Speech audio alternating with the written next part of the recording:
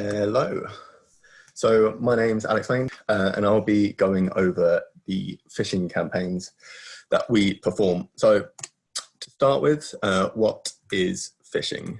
So phishing is the fraudulent attempt to obtain sensitive information such as usernames, passwords, and credit card details by disguising oneself as a trustworthy entity in an electronic communication, according to Wikipedia. So by electronic communication, what they mean is usually email, but often like over the phone, via SMS, or any non-face-to-face contact, essentially. And a trustworthy entity is, unsurprisingly, someone that you trust. So they may pretend to be your boss, they may pretend to be your IT guys, they may pretend to be HR, or just the government to attack you. So phishing is often used to direct users to enter personal information at a fake website which matches the look and feel of a legitimate site. So attackers often perform phishing attacks against businesses to try and get access to company data, to emails, or to get into the internal network. Phishing also can be aimed at individuals, so trying to get online banking credentials or access to social media or other online services. So what is a phishing campaign? So it's an exact replica of what a bad guy would do without the danger, without the risk. So it will tell you how many of your employees will fall for it, but not only that, it will give you a full breakdown of how many opened the email, how many clicked the link, and how many entered credentials, for example. Phishing campaigns will also give you an understanding of how much risk phishing is to your business and employees. And it can also bring insights into your policies, your processes and procedures, and where there may have been unforeseen gaps, much like the equivalent of a war game. So getting the board together and saying a scenario gone wrong, it makes you figure out what's wrong with the business. So why run a phishing campaign? So a campaign will provide data on which employees have been baited by the phishing email by clicking on the links. Your user can learn to identify suspicious emails and in turn apply security awareness best practices by having a chance to experience a phishing attack firsthand without the consequences of an actual attack. So it's a useful education piece for the company. It's akin to a company that doesn't have an information security officer. If you don't have an information security officer, you don't have any security incidents. This isn't because incidents aren't happening, it's because no one is looking. Similarly, if you aren't running phishing campaigns to make your staff aware, your staff may not be aware and then they won't know that they've been phished. So you may have already been phished, you may have already had people that have been targeted successfully and you won't know because they don't know because they've not been made aware because they don't have the education to identify suspicious emails and they don't know security best practice.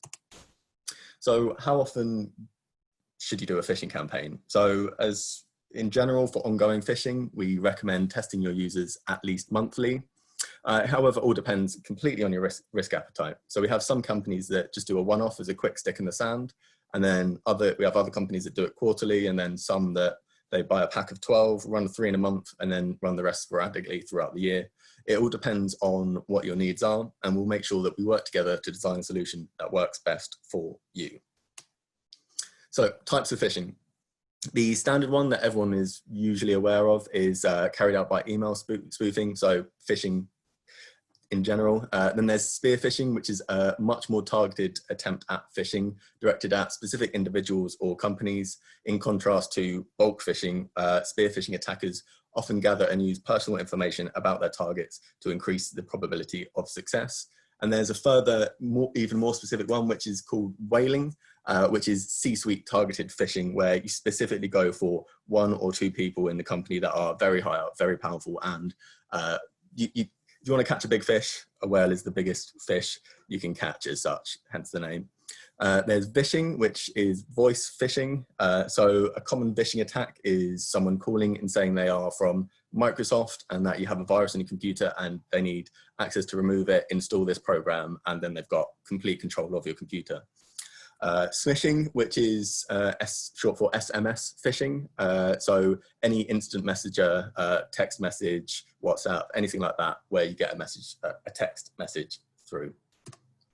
So what are the risks? So IBM have found that the average total cost of a data breach is around $3.92 million, which is giant. This obviously scales up and down depending on the size of the business, but it's not unheard of for a phishing campaign to completely bankrupt a business.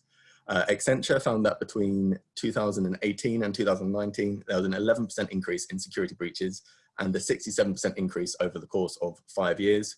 It's become a case of when, not if, essentially, do you have the protections in place to minimize the damage when it does happen? And it is going to happen. It's just inevitable. Finally, according to SibSafe analysis of data from the UK Information Commissioner's Office, the ICO, 9 out of 10 of the 2,376 cyber breaches reported to the ICO last year were caused by mistakes made by end users. So essentially social engineering attacks, whether it's accidentally clicking something, putting something online they shouldn't have, so on and so forth. This is a marked increase from the previous 2 years, where 61% and 87% respectively of cyber breaches were ascribed to user error. So it's going up and up and up. It's the main cause of issues these days. So they also cited phishing as the primary cause of breaches in 2019, accounting for 45% of all reports to the ICO. So it's a significant risk to businesses. So whether by accident or intent, many employees are the root cause of successful cyber attacks. For example, executives polled on the state of cyber resilience identified the accidental publication of confidential information by employees and insider attacks as having the greatest impact, second only to hacker attacks in successfully breaching their organizations.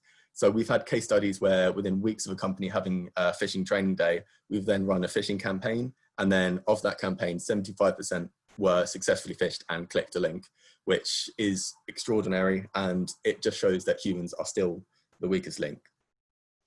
So some of you may be asking, are campaigns really that convincing? In a word, yes. A well-run, targeted, well-organized campaign can cost companies millions. A simple and common example could be where an attacker targets your company. They Google the executive team, send an email that imitates the CEO to the CFO, asking for £250,000 to be transferred immediately. Otherwise, the company will go bankrupt, for example. So there's been a lot of cases where attacks like similar to this have happened and they've been successful. So it may seem far-fetched, but it's not. So it can seem like only idiots click on these links and it wouldn't happen to you, but unfortunately, well thought out and executed phishing campaigns that happen all the time. So if you got an email from your CEO asking you to download and read a PDF file as a matter of urgency, would you read it? If you got an email appearing to be from HR that looked like it had accidentally been sent to you stating the updated salary spreadsheet for 2020 for the company has been sent through, can you have a look at it? Would you be able to resist clicking it? If IT said that you had to change your password because it looks like your account had been hacked, would you? If finance said there was an issue with payroll and you needed to update your details or you won't get paid, would you do that? So what do phishers do to make campaigns so realistic? So these are some of the tricks that attackers use to pull off a phishing attack. All of these tricks are fairly easy to do, don't take long to learn, and aren't a difficult skill set to master. So spoofing email addresses is very straightforward and surprisingly effective. There's nothing in the standard mail protocol that prevents me from imitating anyone I want to. I can pretend to be anyone I want. For example, there's nothing stopping me from sending an email as bill.gates@microsoft.com. Tracking pixels are invisible, tiny 1-pixel images that are stored on my server that are sent with the email. And in the email, these tracking pixels have a unique identifier that would tell me specifically who opened the email when. So when you open the email browser will send a message to my server that it wants to download the tracking image, which tells me that you've opened the email. So it's very easy to just get a good oversight of exactly how far through the process everyone is. It's also very easy to copy websites to make exact replicas of trusted sites. It can really be as easy as copying and pasting source code of one website and then hosting it yourself. It's very quick, very easy, and it's very simple to make completely indistinguishable fake websites that are exactly the same as the original. Finally, open source intelligence, which is essentially finding information about a company online via open source resources, via the website, the employees, via LinkedIn, any other sources or news sites that give away information about the company and what's going on. This can be used to make a more convincing attack. For example, if your CEO makes an announcement about moving to the cloud, then a phishing campaign appearing to come from the CEO asking you to download a program to allow it to work on your computer, to allow the new cloud architecture to work on your computer would likely be much more successful than a generic email of please enter your password. With all this in mind, we can be anyone we want to be. So it's surprisingly easy. So by using a mixture of email spoofing and domain squatting, it's surprisingly easy to create a realistic phishing campaign. Email spoofing, as mentioned before, can be used to imitate anyone, even Bill Gates. Domain squatting is another useful tool, e.g. swapping an O for a 0, swapping an I for an L, or swapping an M for an RN, to simply make it look like you are using the website that they think you're using, but just by changing one letter to make it look like in the URL bar, that's exactly the URL you're expecting to do, and additionally adding a dash between two adjacent words. So these small changes are often missed as people don't look that closely, especially if they think it's coming from a trusted person. So another useful tool for phishing is using the certificates and the lock in the top left. So a lot of people misunderstand the trust relationship that certificates provide. Certificates define whether communications between you, the user, and the website are secure. It does not determine the legitimacy of the site. So a lot of unsuspecting users will see the green padlock and be led into a false sense of security. So there's lots of tricks attackers can use that can make for a very effective campaign. So to summarize, phishing is significant and often underestimated risk to businesses. Even if you have all the latest and greatest security technologies in the world, all it takes is for one sysadmin to click on a dodgy link to roll out the red carpet for an attack and make all your protections completely redundant. By running a phishing campaign, you'll be able to determine the extent to which phishing is a risk, any potential for improvements on current policies and procedures, and educating your staff about how sophisticated phishing campaigns can be. Thank you very much for listening.